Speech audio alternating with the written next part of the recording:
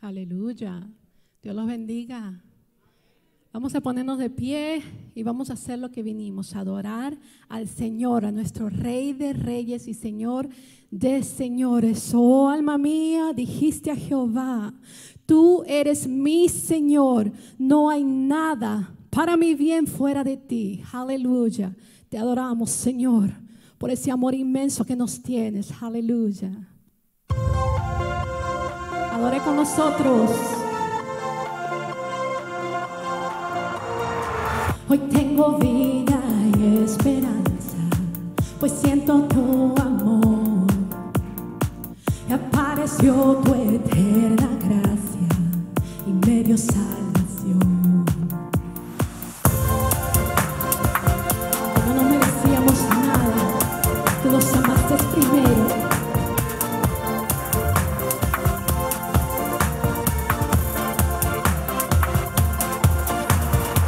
Sé que no merecía nada, mas tu perdón llegó.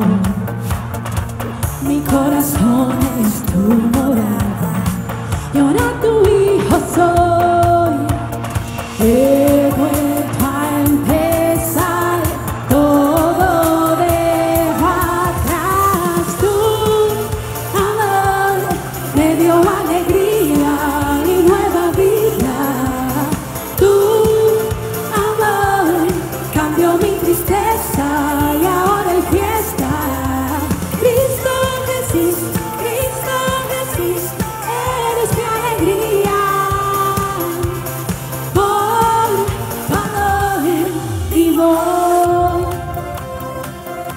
Gracias, Señor. Sé que no merecía nada, mas tu perdón llegó. Oh, gracias. Mi corazón es tu morada y ahora tu hijo soy. He vuelto a empezar, todo dejo atrás. Tu amor me dio alegría y nueva vida. Tu amor cambió mi tristeza y ahora hay fiesta. Eres mi alegría, por tu amor vivo. Gracias, Señor, por ese perdón que nos has dado, Señor. Es por eso que de ahora en adelante te queremos servir, Señor. Te seguiremos y te amaremos. Te seguiré, te seguiré, te amaré.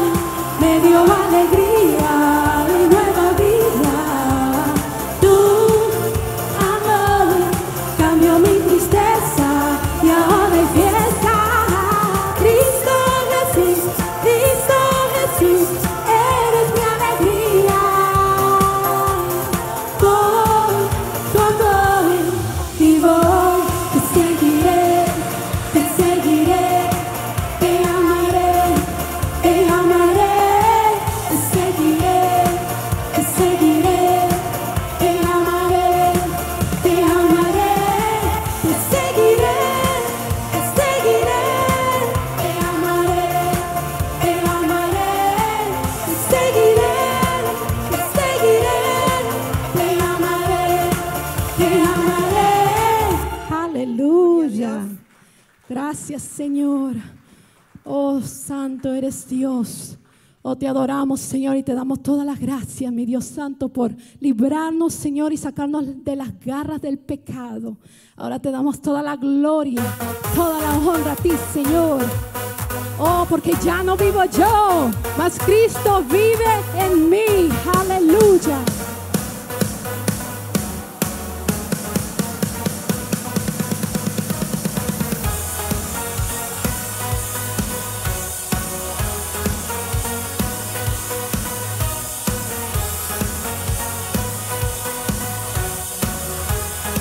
todos juntos. Yo quiero ver tu luz brillando en mí a través de mi ser. Una cara que todos puedan ver, que todos oigan que tú eres vida, la esperanza, perfecta gracia que me ha rescatado. Tú eres vida, la esperanza, perfecta gracia que me ha rescatado. Ya no vivo yo, Cristo vive en mi barro. Quiero ser en tus manos. Ya no vivo yo, Cristo vive en mi barro. Quiero ser en tus manos. De gloria en gloria te veo, Dios. De gloria en gloria transformado soy por tu Espíritu. Oh, oh, oh. Oh, oh, oh. Oh, oh, oh. A ver, todos juntos, yo quiero ver tu luz brillando en mí a través de mi ser. Una cara que todos puedan ver, que todos oigan que tú eres vida, la esperanza, perfecta gracia que me ha rescatado. Tú eres vida, la esperanza, perfecta gracia que me ha rescatado. Ya no vivo yo, Cristo vive en mi barro. Quiero ser en tus manos. Ya no vivo yo, Cristo vive en mi barro. Quiero ser en tus manos. De gloria, gloria te veo, Dios. De gloria en gloria transformado soy por tu Espíritu. Oh, oh, oh. Oh, oh, oh. Oh, oh, oh. A ver, todos diciéndole de gloria en gloria. De gloria te veo, Dios. Otra vez, de gloria. Gloria te veo, Dios. De gloria en gloria te veo, Dios.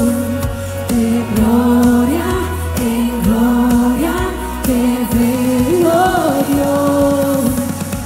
Y ya no vivo yo, Cristo vive en mí. Quiero ser en tus manos. Ya no vivo yo, Cristo vive en mi barro. Quiero ser en tus manos. De gloria en gloria te veo, Dios. De gloria en gloria transformado soy por tu Espíritu. Oh, oh, oh. Oh, oh, oh. Oh, oh, oh. Oh, oh, oh. Aleluya. ¿Cuánto le dan gloria a Dios por eso? Santo Señor. Y así es como el Señor ahora pasa a morar en ti y en mí. Aleluya. Y tenemos poder en la alabanza, tenemos poder en hacer milagros para la gloria y la honra de Dios. Y solamente Dios quiere que tú vivas constantemente en su presencia. Él quiere tener una relación contigo. Aleluya. Qué privilegio, Señor.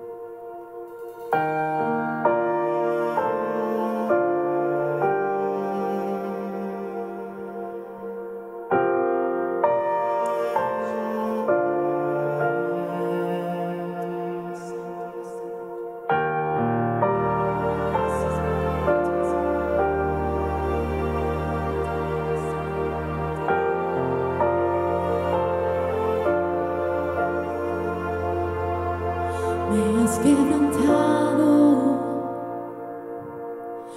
una y otra vez. Me siento olvidado, como si no me ves, y cuando te hablo, lo único que quiero hacer es esperar.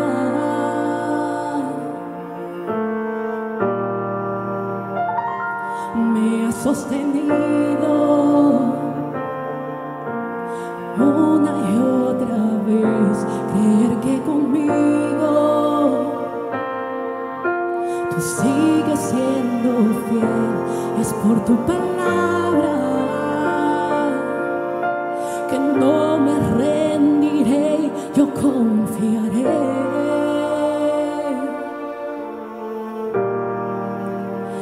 Estar contigo,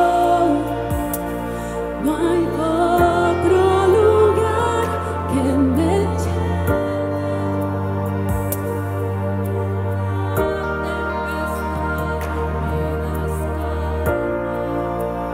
nada detendrá tu fidelidad. No hay nada que nos llene, es tu Señor. Mi alma restauras una y otra vez, tu amor me rodea y siempre tú eres fiel. Y cuando te hablo, escuchas mi clamor, en ti puedo confiar. Gracias. Me has sostenido una y otra vez, creer que conmigo sigues siendo fiel. Es por tu palabra que no me rendiré, yo confiaré.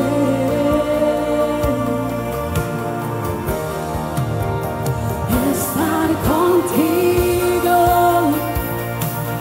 no hay otro lugar que me llene. En la tempestad me das calma y nada detendrá tu fidelidad. Nada detendrá. Estar contigo, no hay otro lugar que me llene. En la tempestad me das calma, nada detendrá tu fidelidad. Vamos. Si Dios ha sido fiel contigo, levanta sus manos y adórale.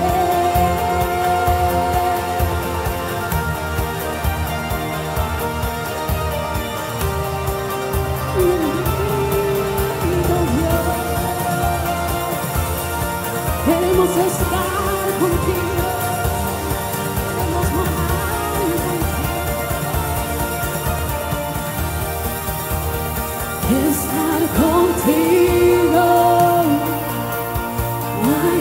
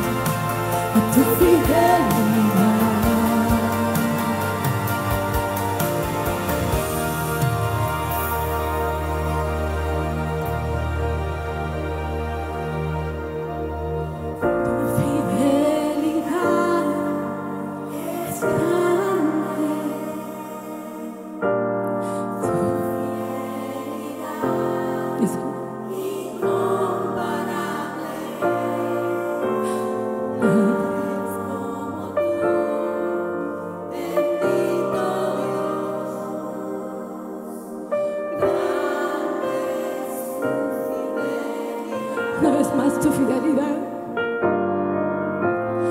Tu fidelidad es grande. Tu fidelidad incomparable es. Nadie es como tú, bendito Dios. Estar contigo, no hay otro lugar que me llene. En la tempestad me das calma, nada detendrá tu fidelidad. Una vez más levanta tu voz y declara: estar contigo, no hay otro lugar que me llene. En la tempestad me das calma, nada detendrá tu fidelidad.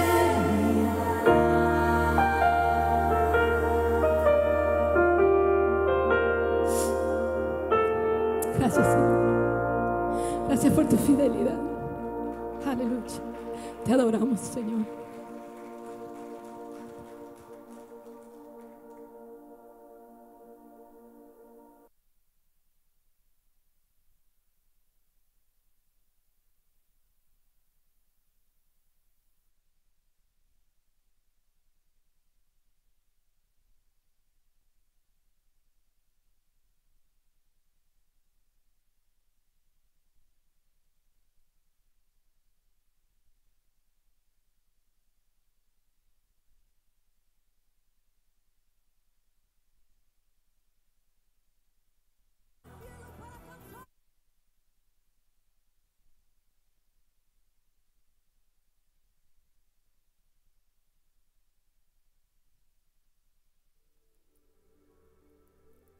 Dios es fuego, está en el viento, Dios está en las olas.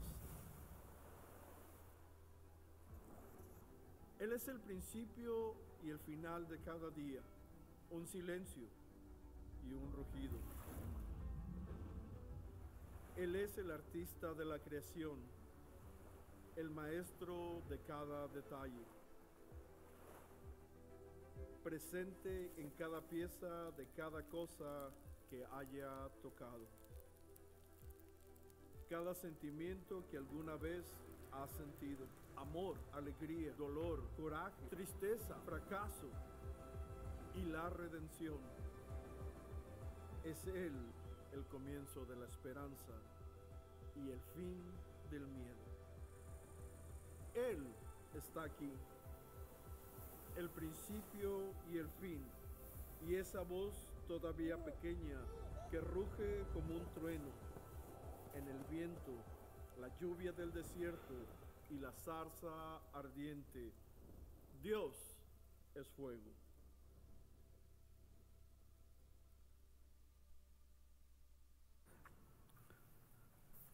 Amén. Que Dios bendiga a todos y cada uno de ustedes en este precioso día. Yo les dije a la gente el primer servicio que en el segundo no iba a tener que decirlo 2 veces, pero que Dios le bendiga a todos en el día de hoy. Yo sé que el desayuno viene por ahí. Hermanos, queremos comenzar en el día de hoy dedicando un momentito a la oración. Esta mañana, antes de llegar a la iglesia, el hermano Eric me mandó un texto pidiendo oración por Norberto Salcedo. Norberto es el esposo de una prima de Eric que vive en la Florida, pero se fue a Venezuela y él escribe: en Venezuela lo agarró el COVID y está hospitalizado y está muy mal, con solamente 45 años de edad.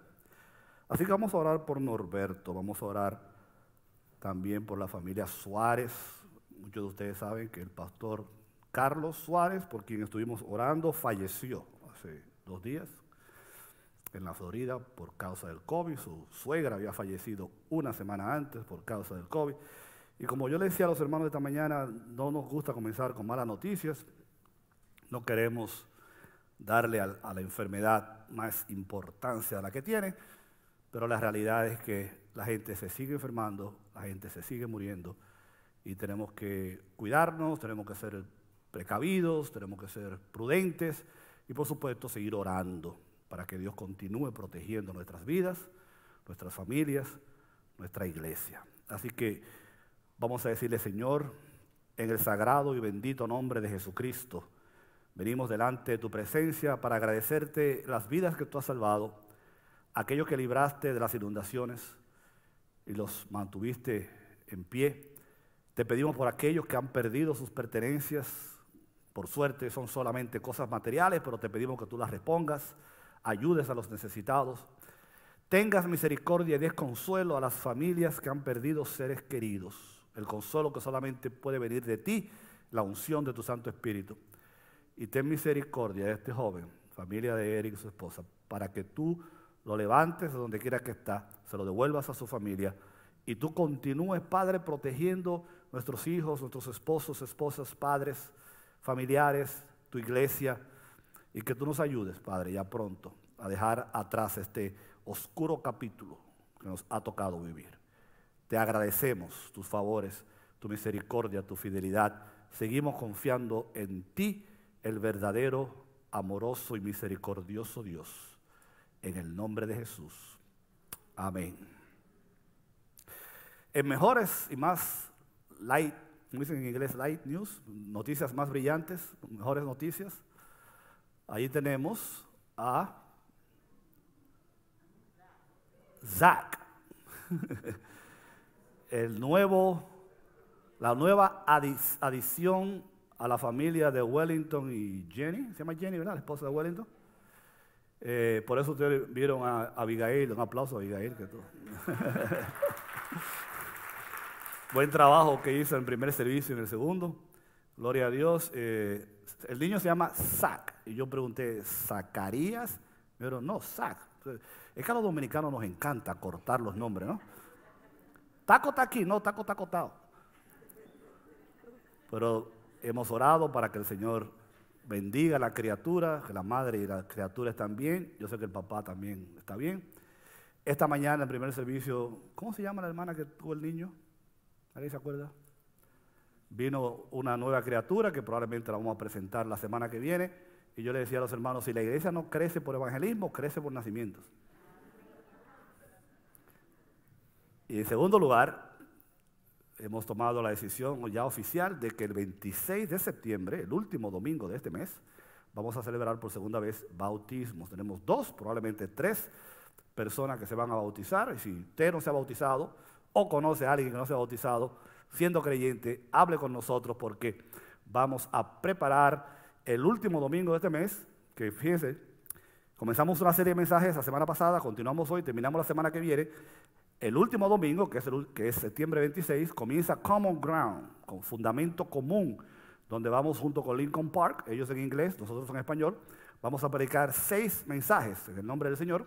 El primero, el domingo 26 de septiembre, los otros 5 en octubre, porque octubre, no sé si se dio cuenta, tiene 5 domingos.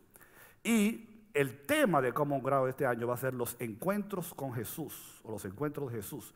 El encuentro de Jesús con la samaritana, el encuentro de Jesús con Nicodemo, el encuentro de Jesús con el paralítico de Betesda. Va a ser una serie muy interesante. Los grupos pequeños van a estar estudiando cada semana. Ya tuvimos una reunión con el pastor Escoto para que él se encargue de dirigir los estudios de los grupos pequeños con una guía que vamos a usar. Así que cosas buenas vienen por ahí, ¿verdad? En el nombre del Señor. Voy a hacer algo que no acostumbro a hacer, pero de vez en cuando uno tiene que portarse mal, de hacer cosas. Pónganse de pie todos los hombres de la iglesia. Dirán que yo, qué lío nos metimos ahora. Bueno, lo primero es que ustedes saben que este año, como hemos dicho siempre en las reuniones de liderazgo, estamos en survival mode, estamos sobreviviendo el 2021. esperando que el Señor acabe de resolver todo esto. Y esperamos que el 2022 sea el año en que ya organizados los ministerios y todo lo demás, el calendario de la iglesia, sea un año más normal. Amén, en el nombre del Señor. Pero les animo a los hombres que nos pongamos las pilas, así como las mujeres y los adultos solteros. Pero ¿qué pasa? El domingo 26 de septiembre hay que armar una piscina, pero hay que armarla el sábado, porque Freddy necesita ayuda. Así que de todos los hombres que están de pie, no tienen que decírmelo ahora, porque necesitamos 2 o 3 voluntarios que vengan, hablen con Freddy y con Rafael. Ya te metí en el lío, Rafael. Para armar la piscina el sábado anterior, porque la necesitamos lista para el domingo. Así que el compromiso está puesto. ¿Ven? Dios lo bendiga. Gracias por estar de pie. Y póngase la pila junto con el pastor Ríos y el pastor Escoto y vamos a movilizar el ministerio de hombres este año antes de que termine el 2021. Amén. Bueno, pues como es costumbre, por última vez, antes de que nos vayamos, vamos a leer la palabra de Dios que se encuentra en Primera de Corintios. Recuerde que el sermón del domingo pasado, y el que viene, si el Señor lo permite, vamos a estar todo el tiempo en Primera de Corintios, capítulo 1. Recuerde que la primera carta a los Corintios fue realmente la segunda, porque la primera se perdió. Pero allí, en la NBI, en los versículos 18 al 25, bajo el tema de los beneficios de la cruz, el primero fue la unidad, la semana pasada. Hoy, sabiduría. Mantenga eso en la mente, sabiduría. Y Pablo comienza diciendo, me explico, en la NBI. El mensaje de la cruz es una locura, pero para los que se pierden. En cambio, para los que se salvan, es decir, nosotros, este mensaje es el poder de Dios. Pues está escrito, va a citar a Isaías ahora, destruiré la sabiduría de los sabios, frustraré la inteligencia de los inteligentes. Preguntas retóricas, mis favoritas. ¿Dónde está el sabio?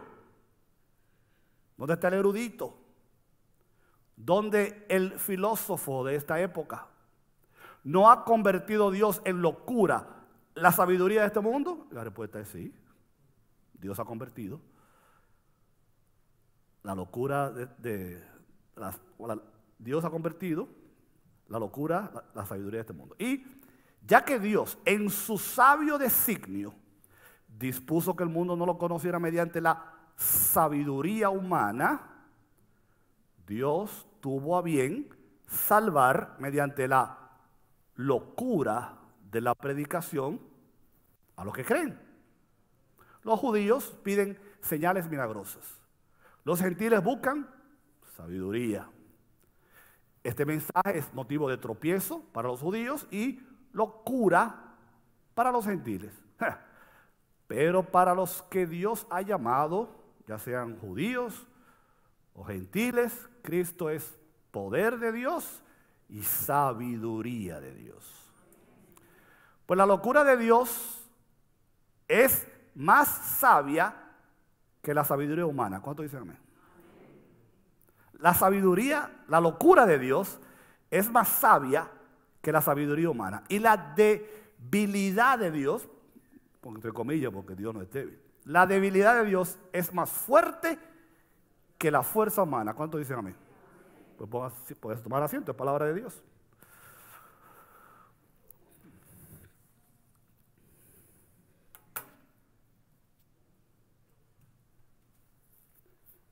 Sucede que hay una historia que se encuentra en la Ilíada y la Odisea de Homero, la historia que involucra a personajes como Helena de Troya. ¿Se acuerdan de Helena de Troya?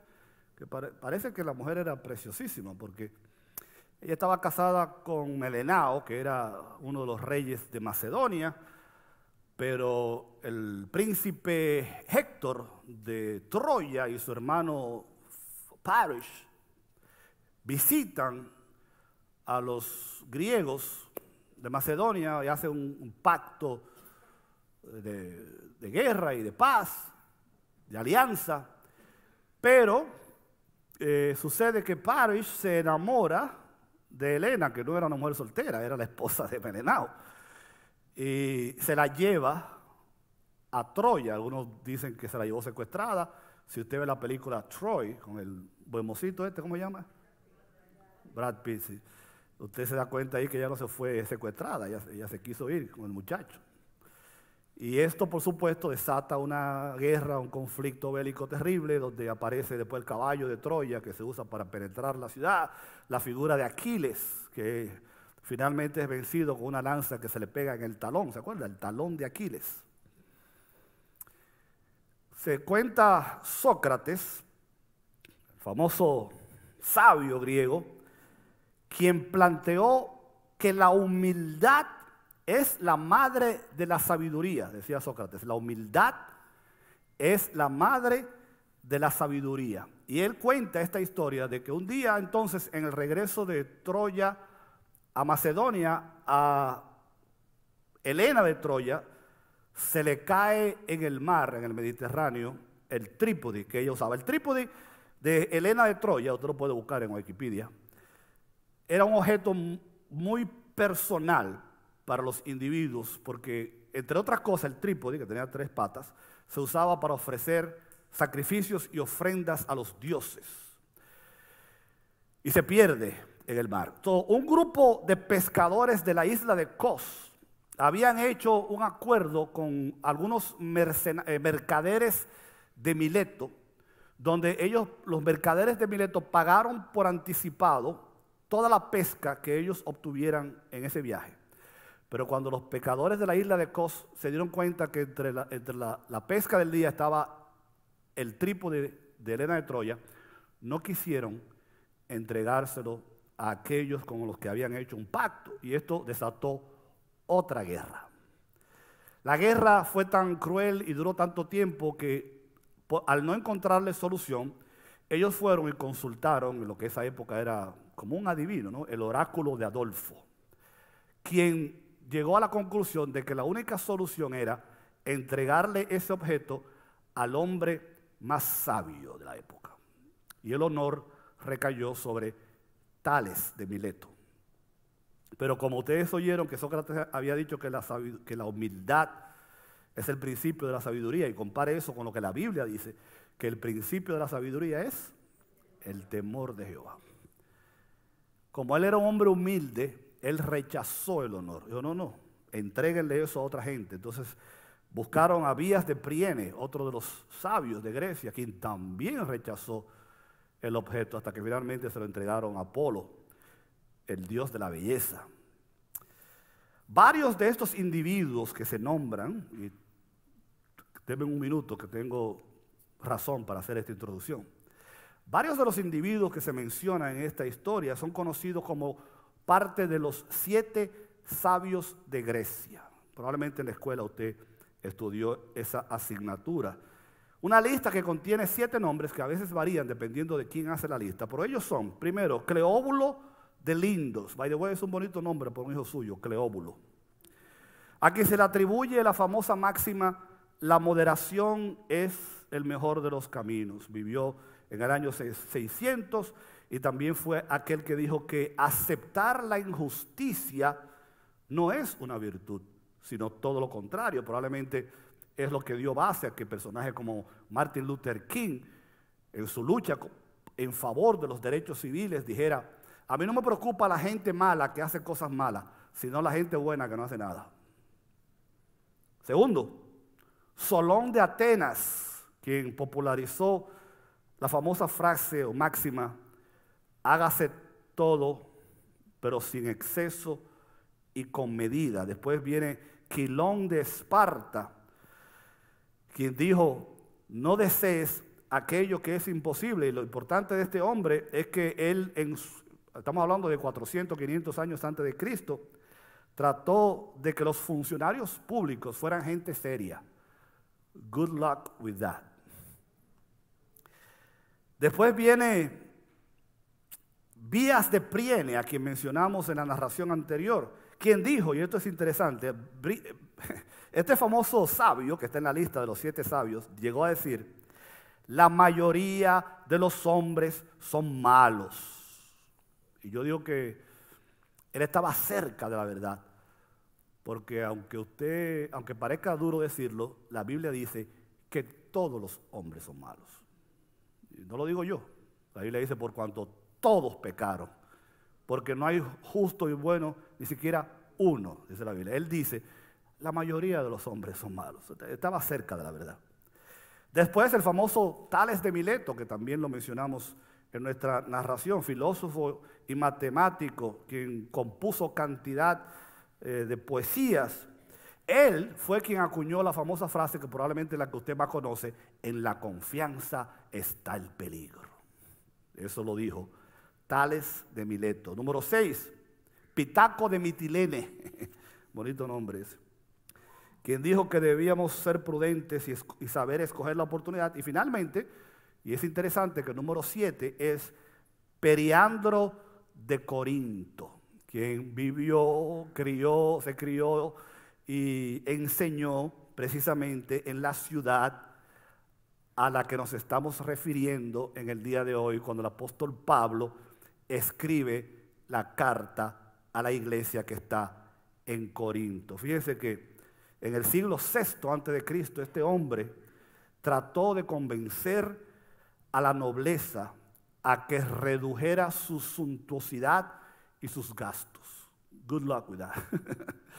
También llevó a cabo un sistema de política que contribuyó a la defensa de los pobres y es el autor de la máxima, sé previsor con todas las cosas. ¿Por qué estamos mencionando como introducción este tema de los sabios de Grecia y el predominio de la sabiduría en este contexto histórico en el que el apóstol Pablo y la iglesia de Corinto aparecen en la Biblia? Bueno, porque mis queridos hermanos, y pongan atención que no quiero ser malinterpretado, no es lo mismo predicarle el evangelio, le voy a dar un ejemplo bíblico, a un grupo de campesinos, por ejemplo, que viven en Sabana Grande de Boyá, en la República Dominicana, o en el área cafetera de Colombia, o en una tribu apartada de África o de Asia o del Amazonas, que ir a predicarle el evangelio a maestros de universidades, a catedráticos, a científicos de la NASA.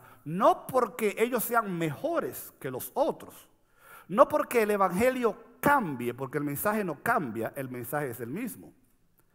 Pero el ambiente, la influencia, la manera de pensar, la cosmovisión, que la cosmovisión se define como el lente a través del cual nosotros miramos las cosas. Usted sabe que no todos tenemos la misma manera de ver el mundo. Cómo nosotros desarrollamos nuestra cosmovisión va a depender de dónde nos criamos, a qué universidad fuimos, a qué religión pertenecemos, con qué tipo de gente nos relacionamos. Y el mejor ejemplo que nosotros encontramos para sostener esta afirmación es que cuando uno va al capítulo 17 del libro de Hechos, usted lo puede buscar con calma. Acuérdense que el libro de Hechos, que escribe nuestro amigo Lucas, que se llama el libro de los Hechos de los Apóstoles, la mayoría de teólogos creen que debería llamarse el libro de los Hechos del apóstol Pablo, porque él es el protagonista principal. Y allí, en Hechos capítulo 17, nosotros vemos a Pablo, en el capítulo 17, versículo 1, que él llega a Tesalónica primero. Y dice ahí la Biblia que cuando llega a Tesalónica, él va a la sinagoga donde están los judíos. Fíjense que son un grupo étnico diferente a otro que vamos a mencionar. A los judíos, entonces, dice ahí la Biblia, que Pablo comienza a predicarles primero a una gente que eran como él, eran judíos igual que él y que conocían la Biblia, el Antiguo Testamento y conocían a Dios y eran religiosos. El propósito del apóstol Pablo fue convencerlos a ellos con la palabra de Dios de que el Mesías en el que ellos creían, el que ellos esperaban, ya había llegado y se llama Jesucristo. Pablo no tenía que hablarle de filosofía a esta gente, ni de psicología, ni de ninguna otra ciencia, ni ninguna otra disciplina académica. Después dice la Biblia que él se va a la ciudad de Berea, donde también vuelve y le predica a los judíos y le habla acerca del Mesías. Se encuentra con algunos griegos, pero finalmente en el versículo 16 del capítulo 17 está la famosa visita del apóstol Pablo a Atenas. la cuna de la civilización, la cuna de la filosofía, de las letras, de la cultura helenista. Y además de que él va y predica donde estaban los judíos, dice que él se va al Areópago a discutir con todos los filósofos y con los pensadores y con los académicos. Y es interesante, por eso dijimos lo que dijimos al principio, que aquí el apóstol Pablo no empieza a citar el Antiguo Testamento, porque esta gente no conocía la Biblia, no empieza a hablar del Mesías, de Cristo como el Mesías, porque ellos ni sabían que había un Mesías.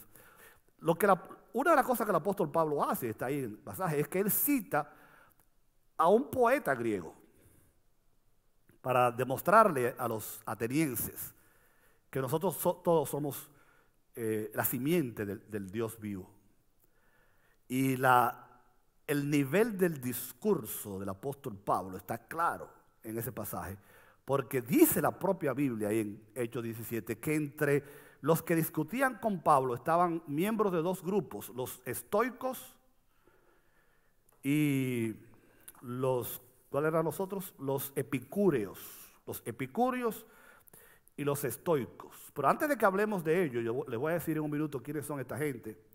Recordemos que cuando Pablo llega a Corinto, lo dijimos la semana pasada, era también la capital de la provincia de Acaya, que era una de las principales ciudades griegas, donde había sido influenciada por años por los filósofos, por los académicos, por las personas que nos dieron a nosotros nombres como Sócrates, quien vivió en el siglo IV, maestro de Platón, que se desarrolló con otros filósofos como Parménides, Simón, Pitágoras. ¿Se acuerdan del famoso teorema de Pitágoras?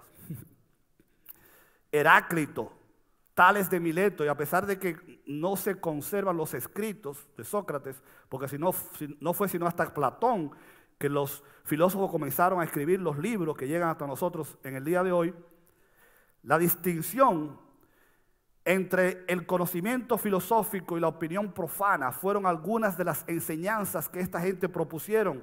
Ellos enseñaron a la gente acerca de cuál es el sentido de la vida desde su propia perspectiva. Ellos enseñaron acerca de la diferencia entre el bien y el mal desde su propia perspectiva, la diferencia entre la realidad y la apariencia.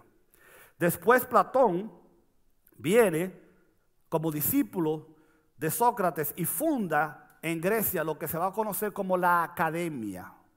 Por eso, usted y yo conocemos hoy en día los centros educativos que llevan ese nombre, porque gracias a Platón se funda en el siglo IV antes de Cristo esta escuela de pensamiento que estuvo activa hasta el año 83 de la era cristiana. ¿Qué quiere decir esto? Que cuando Pablo funda la iglesia de Corinto y cuando Pablo escribe la carta a los Corintios, cuando Pablo está bregando con los problemas de la iglesia, la academia de Sócrates estaba en su apogeo, enseñándole a la gente todas estas posiciones filosóficas y todas estas corrientes de pensamiento. Allí, y esto es una de las cosas que nos llama la atención, en la academia de Sócrates nace el escepticismo académico, que plantea que los seres humanos tenemos que dudar todo lo que se nos predique y todo lo que se nos enseñe. El escepticismo académico, el más radical del escepticismo. Tanto así que ellos decían, hay que dudar todo lo que usted le diga, incluso dude de lo que yo le estoy diciendo.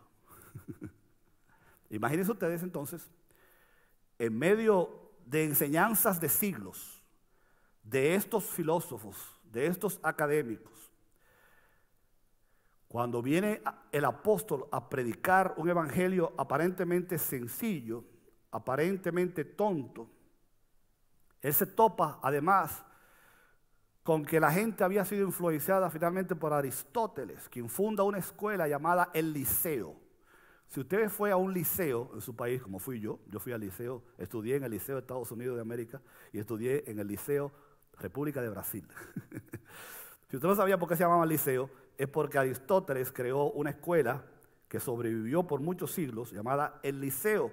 Y de esos grupos nacieron los estoicos y los epicúreos, que fueron los que se encontraron con Pablo en el capítulo 17 de Hechos y con los que él tuvo que discutir.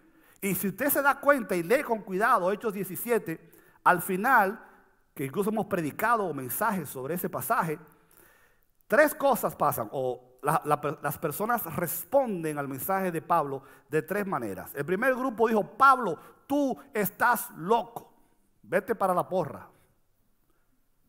Pablo estaba acostumbrado a que le dijeran que él estaba loco. Acuérdense que en una ocasión fue Agripa, ¿verdad? Y el otro le dijeron: Pablo, las muchas letras te han vuelto loco.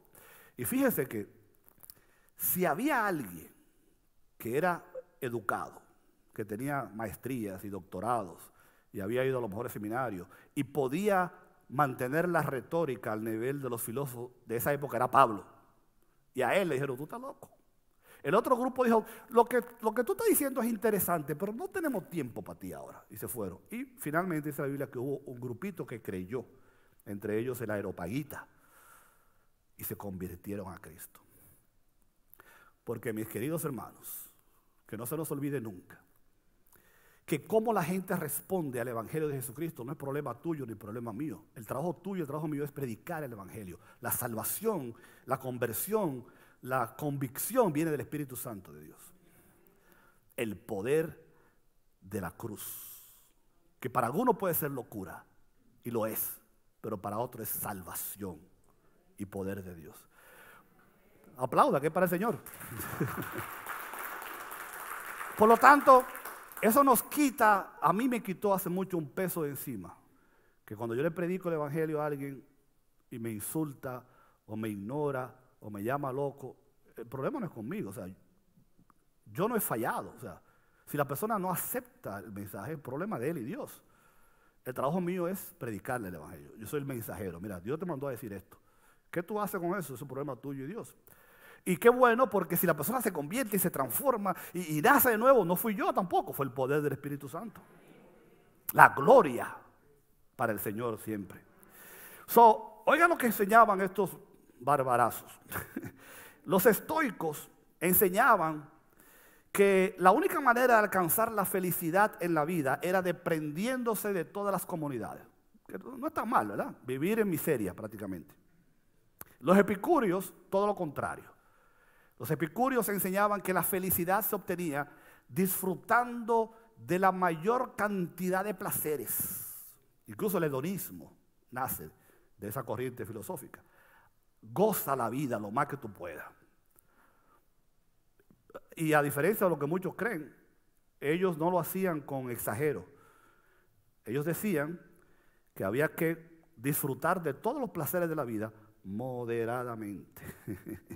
Como ustedes pueden ver, en medio de este contexto de pensamiento es donde nace la iglesia de Corinto, con la influencia y la cosmovisión de gente que lo único que habían escuchado toda la vida y se habían formado es con esta línea de pensamiento equivocada acerca del sentido de la vida y del verdadero significado de la sabiduría, porque secularmente los griegos eran la gente más sabios del mundo.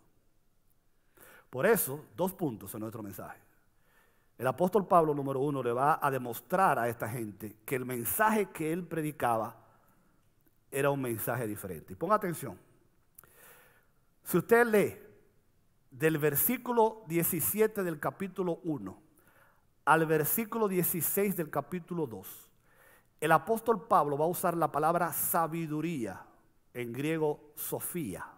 Si usted se llama Sofía, ya usted sabe por qué le pusieron así, ¿verdad? Usted es sabia. 18 veces. 18 veces Pablo va a usar. 13 veces la palabra Sofía o sabiduría como pronombre. Y 5 veces como artículos. El sabio, la sabiduría y el sabio. Sofía, Sofos. 18 veces. Porque Pablo sabía con quién él estaba bregando. Pero Pablo le va a decir: yo sé lo importante que es la sabiduría para ustedes, griegos, helenistas, ilustrados, filósofos. Pero déjenme decirles algo. Yo no vine aquí a discutir filosofía con ustedes. Yo no vine con discursos de sabiduría humana. Vamos a estar claros. O sea, yo no soy un filósofo más al cual ustedes van a escuchar. Mi mensaje es sencillo y yo no voy a plantearles a ustedes el mensaje desde la perspectiva de la sabiduría humana, porque eso le puede restar poder y eficacia al mensaje de la cruz. Lo que nos enseña, mis queridos hermanos, que el mensaje no se cambia, el mensaje no se diluye, el mensaje no se altera, el mensaje no recibe update. O sea que los software y todas las cosas del día hay que estar updating, mejorando. El mensaje de la cruz fue el mismo hace 2000 años y sigue siendo el mismo de hoy. We deliver the message o we wrap it up de manera diferente dependiendo a quién le estemos hablando, porque no es lo mismo predicarle al presidente de los Estados Unidos, o a un catedrático de Harvard, o a un científico de la NASA. Hay que usar palabras diferentes, pero el mensaje es lo mismo. Y si usted quiere saber cuál es el mensaje, Pablo lo va a decir en el capítulo 2, versículo 2, que él dice: yo vine a ustedes sin ningún tipo de pretensión sabia, solamente sabiendo una cosa, que Cristo murió en la cruz por nuestros pecados, derramó su sangre, pagó por mi salvación y me compró la salvación y la vida eterna. Así de sencillo. Nosotros, para compartir el mensaje de la cruz y obtener la sabiduría de Dios que es en Cristo Jesús, no tenemos que necesariamente ir al seminario o que necesariamente graduarnos de la universidad o de la academia. Lo único que tenemos que predicar es a Cristo y a este crucificado. El apóstol va a seguir, me explico. Déjenme explicárselo como si ustedes fueran muchachitos. El mensaje de la cruz es locura para los que se pierden. Pero para nosotros los que nos salvamos, este mensaje es poder de Dios. Y como dije hace un rato, lo importante aquí no es cómo las personas reciben el mensaje. Pablo está diciendo: a mí no me preocupa, no me importa necesariamente el que para ustedes los griegos este mensaje que yo predico sea, y él usa una palabra griega, moria, de donde viene la palabra en inglés moron, que significa estúpido. Foolishness, en inglés, alguien con problemas mentales, dice el diccionario. Para ustedes, morons, personas con problemas mentales, este mensaje es locura, pero para Dios es dinamis, dinamita, de ahí viene la palabra dinamita, poder de Dios. La verdadera sabiduría no es lo que la gente cree, eso es estupidez. La verdadera sabiduría es la que viene de Dios.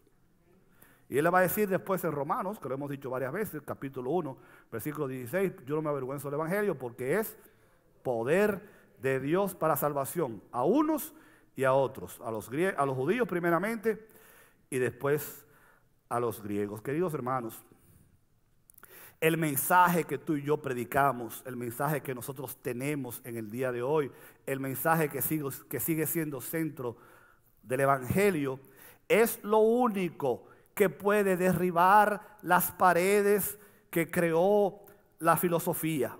Es lo único que puede libertar a los cautivos. Es lo único que puede liberar a los presos. Es lo único que puede abrir los ojos de los ciegos. El mensaje de Jesucristo, la cruz de Cristo, el poder de la salvación y el mensaje de Cristo es lo único que puede lograr que aquellos que están esclavizados en las tinieblas, atrapados por Satanás, puedan encontrar liberación y salvación, porque tú y yo no estamos bregando con una batalla filosófica, ni intelectual, ni cultural, ni emocional. Nuestra lucha no es con sangre y carne, sino contra principados, contra potestades, contra gente mala en las regiones celestes, y solamente el poder de Dios puede vencer las tinieblas. Pero hay que estar claros, porque uno puede perder el norte, ¿no? Como decíamos en un mensaje, descuidar el objetivo principal y ponernos en vanas discusiones e interminables debates con la gente acerca de disparate. Bueno, sí, mira, yo fui a la universidad, yo tengo un doctorado y 3 maestrías, a mí me encantan los estudios, pero yo estoy claro que si bien es bueno y entretiene discutir con gente a veces sobre la teoría de la evolución y del Big Bang y qué sé yo qué, al final del día, ¿sabes qué? Mira, el mensaje es que Cristo murió en la cruz para pagar tus pecados, porque de tal manera amó Dios al mundo que dio a su único Hijo para que todo aquel que en él cree no se pierda, mas tenga vida eterna. ¿Te quieres convertir a Cristo? Y ese es el mensaje. Tan sencillo como eso.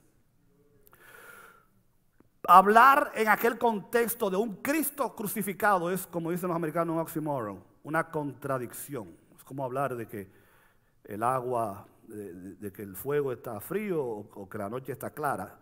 Para los griegos era un absurdo hablar de un Dios crucificado, porque para los griegos los dioses eran una cosa tremenda. Y para los judíos pensar en un Mesías que sufrió, que padeció, que fue crucificado, también era una locura. Pero como dijimos ya, el apóstol Pablo no va a preocuparse de cómo la gente acepta o escucha el mensaje. Él no va a cambiar el mensaje, él no lo va a diluir. Él va a terminar diciéndoles a ellos, ya que Dios en su sabio designio, fíjense todas las veces que él usa la palabra Sofía, en su sabio designio, dispuso que el mundo no lo conociera mediante la sabiduría humana. Dios tuvo a bien salvar mediante la locura de la predicación a los que creen. Los judíos piden milagros y los gentiles buscan sabiduría.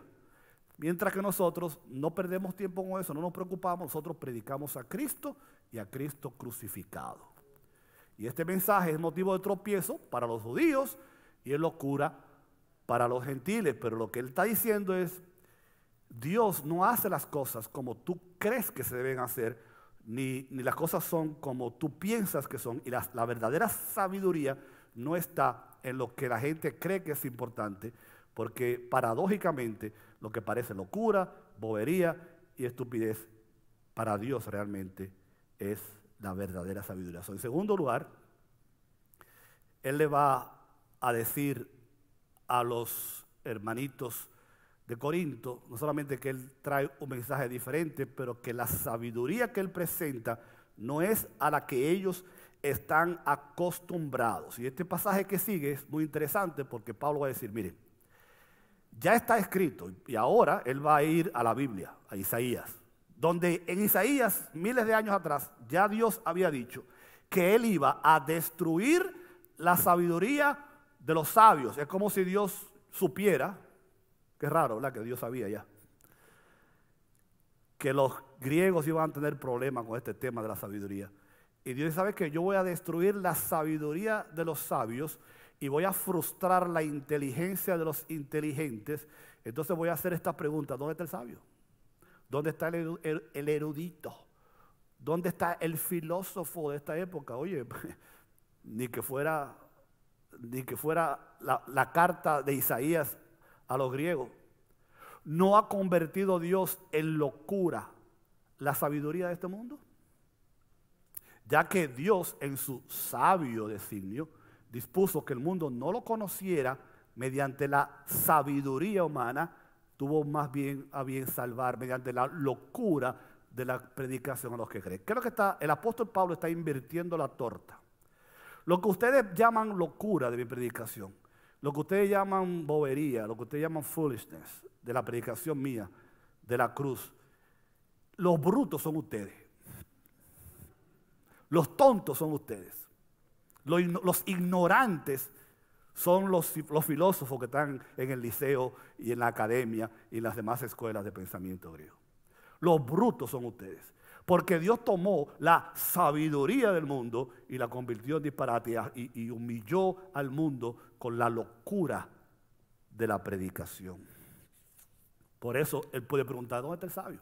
No hay. ¿Dónde está el filósofo de esta época? No existe. Cristo, sabiduría de Dios. Y el apóstol hace esa paradoja, esa oposición de términos, y les va a decir a esta gente lo que mencionamos la semana pasada, que en cierta forma yo no diría que es un insulto, Pero el apóstol Pablo lo pone en su sitio a los corintios. Le dice, miren, vamos a ser honestos. La mayoría de ustedes no han ido a la escuela. No muchos de ustedes son sabios. Vamos a estar claros en eso. Y Pablo lo podía decir porque, repito, Pablo tenía la capacidad de, como lo hizo en Atenas, de ponerse de tú a tú con los filósofos de la época. Dice, pero ustedes no han ido a la escuela ninguno. No son sabios. Según los criterios humanos. Ustedes no son poderosos. Ni son nobles de cuna. ¿Cuántos aquí nacieron en la nobleza? ¿No? Pero Dios, siempre que aparece esa frase, pero Dios, qué bueno lo que viene, escogió lo insensato del mundo para avergonzar a los sabios. Y escogió lo débil del mundo para avergonzar a los poderosos. Por eso, mis queridos hermanos, cuando a mí me digan, no, tú eres un infeliz de ellos, gloria a Dios, porque Dios cogió lo infeliz del mundo y lo pobre y lo flaco y lo feo para la gloria suya. Porque la gloria de la iglesia, el futuro de la iglesia, el poder de la iglesia, la sabiduría de la iglesia no depende de si yo fui a la escuela o no, depende del poder del Espíritu Santo de Dios. ¿Amén? Repito, todo el que pueda ir a la universidad que vaya, todo el que pueda hacerse rico que se haga, todo el que pueda mejorar su nivel de vida. Pero la verdadera sabiduría es conocer a Cristo y a este crucificado. El apóstol va a decir, Dios ha cambiado los valores. Ustedes se criaron con una serie de valores donde elevan el conocimiento, la ilustración, la filosofía. Pero, y con esto vamos a terminar, el apóstol Pablo le va a decir, fíjense, Dios escogió lo más bajo y lo despreciado y lo que no sirve para nada, para anular lo que es, a fin de que en su presencia nadie se pueda jactar. El domingo que viene, con la ayuda de Dios, nos toca el tercer mensaje de la serie. El primero fue los beneficios de la cruz, la unidad. Los beneficios de la cruz, la sabiduría. El tercero, los beneficios de la cruz, el orgullo. No el orgullo de ser orgulloso, sino el orgullo de pertenecer y de recibir los beneficios que la cruz nos da.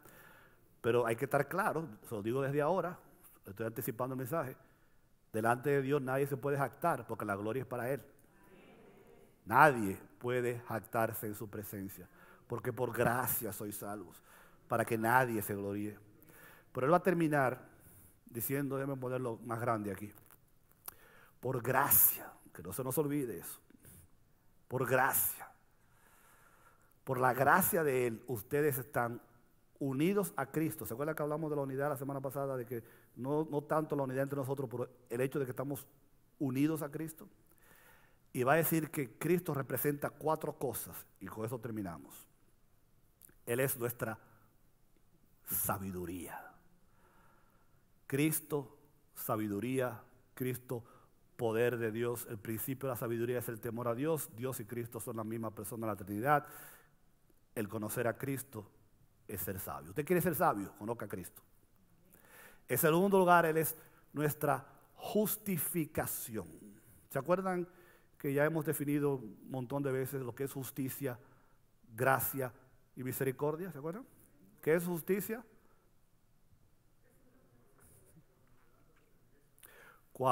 ¿Quién dijo eso? Dios te bendiga. ¿Ven? Cuando usted recibe lo que se merece, eso es justicia. Nosotros los que estamos supuestos a recibir lo que merecíamos, no lo recibimos porque Cristo es nuestra justicia. Dios, Él pagó por nosotros lo que merecíamos. El castigo de nuestra paz fue sobre Él y por sus llagas fuimos nosotros curados, dice la Biblia. En tercer lugar, dice que Él es nuestra justificación. Él es nuestra santificación. Ya usted sabe que la santificación es un proceso. La salvación es un acto inmediato. La santificación es un proceso que dura toda la vida. Donde nosotros somos santos. ¿Qué quiere decir? Apartados para Dios. Eso no quiere decir que usted tiene una coronita en la cabeza. Santo quiere decir ni que usted es perfecto. Hello, sabemos que no es así. Pero usted es apartado para Dios y Cristo es lo que garantiza que nosotros permanezcamos en el camino y lleguemos hasta el final. Y finalmente, Él es nuestra redención. Y si a usted se le olvidó lo que significa la palabra redimir, déjeme recordárselo. El mejor ejemplo que yo siempre tengo es el de la compra-venta. Muchos de ustedes, jóvenes, ni siquiera saben lo que es una compra-venta.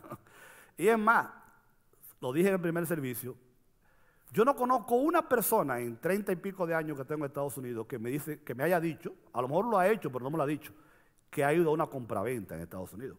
Pero en mi país, donde yo me crié, pobre, nosotros íbamos a la compraventa a cada rato. Cada vez que no había para comer o para comprar algo, uno cogía el reloj, la cadena, la plancha, a veces la televisión, y la empeñaba. Y otra vez, para los jóvenes que no saben lo que es eso, usted no tiene dinero, toma una cadena de oro que vale, vamos a suponer, en aquella época 200 pesos, la lleva a la compraventa, el compraventero, si existe la palabra, le da 50 pesos, se queda con la cadena y el día que usted puede, usted busca los 50 pesos más los intereses y rescata su cadena. Eso se llama redimir en el griego. Eso fue lo que Cristo hizo con nosotros. Él nos compró de vuelta. He bought us back. Nosotros estábamos presos, secuestrados, empeñados en el reino de Satanás, y Cristo fue y pagó la deuda por nosotros y nos rescató. Él nos redimió y nos trasladó del reino de las tinieblas al reino de su amado Hijo, a donde tenemos redención por su sangre, el perdón de pecados. Nos ponemos de pie. Amén. Voy a pedirle al grupo de alabanza que siga, que suba. Y queridísimos hermanos, sigamos hacia adelante, que la victoria es nuestra, que la batalla es del Señor. Gracias, hermano. Que Él es que hace la obra, Él es que ablanda los corazones, Él es quien abre los ojos, Él es que resucita a los muertos. La honra y la gloria sean para Él. Padre, bendito seas. Agradecemos tu palabra y el mensaje que tú nos recuerdas de que Cristo es poder y sabiduría de Dios. Bendice nuestras vidas, bendice nuestra iglesia, bendice nuestras familias, cuida de este país, cuida a los necesitados, apoya a los que están sufriendo, y bendito sea tu nombre, en el nombre de Jesús. Amén. Dios le bendiga, hermanos. Aleluya. Le damos gracias al Señor por esa sabiduría. Santo eres, Señor. Y Jesús exclamó y dijo: el que cree en mí no cree en mí, sino en el que me ha enviado. Aleluya. Y el que me ve, ve al que me ha enviado. Te adoramos, Señor. Te damos las gracias. Santo eres tú, mi Dios. Hoy decimos gloria en lo alto. Aleluya. Gracias, Señor, porque por ti soy salva. Gracias por tu amor inmerecido. Gracias, Señor, porque nos has escogido hoy, nos has restaurado. Aleluya. Quebrantado fuiste, oh Jesús, por mi rebelión. Adore con nosotros. Resucitaste y hoy puedo vivir y de nuevo nacer. Cuánto amaste al mundo, Dios. Cuánto te quiero agradecer.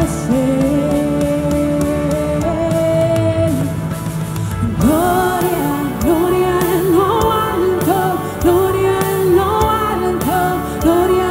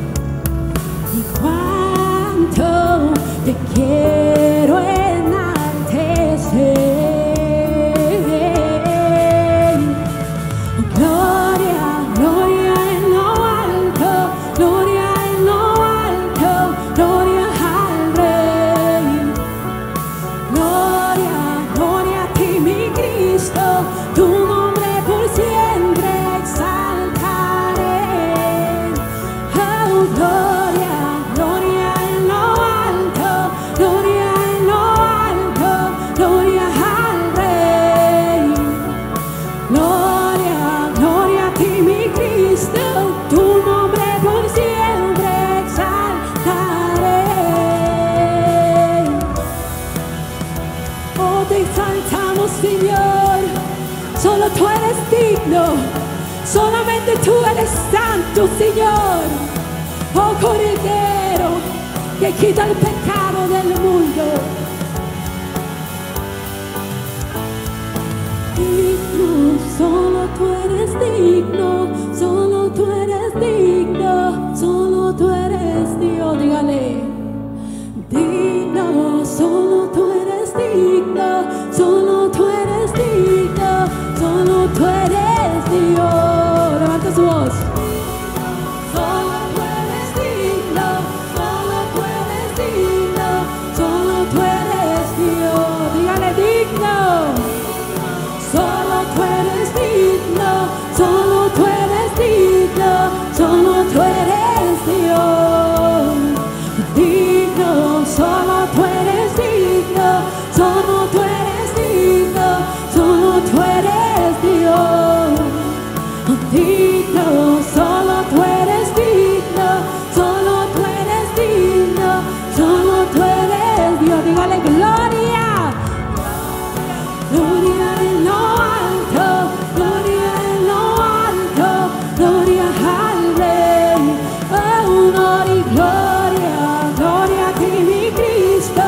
Tu nombre por siempre exaltaré. Oh, gloria, gloria en lo alto.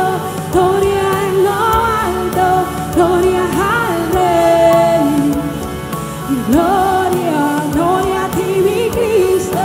Tu nombre por siempre exaltaré. Gracias, Señor. Oh, te exaltamos. Aleluya. Oh, mi alma te alaba, Señor. ¿Cuánto le pueden dar un aplauso? Porque Él se lo merece. Aleluya. Gloria a mi Dios. Dios, Señor los bendiga, el Señor los guarde, el Señor haga resplandecer su rostro sobre cada uno de ustedes. Bendiciones.